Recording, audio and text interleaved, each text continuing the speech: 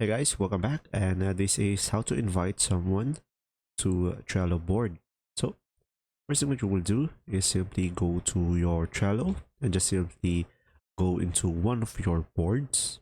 And in order for you to invite someone to Trello board, just simply select this share button, the top right corner of the screen, and should have this pop up over here. And from here, guys, just simply go ahead and provide the email of the person that you want to share it with. And from here, guys, you should be able to select them as a member or just an observer. Pretty much this will be depending on you. And after that, you can just simply change the permission as well. So the board members can view and edit the card or list and some board settings when they join as a member, and when observer, they can only view and comment.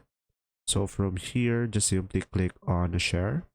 And after that, you could provide a message over here. Let's say I'm gonna go for let's work together.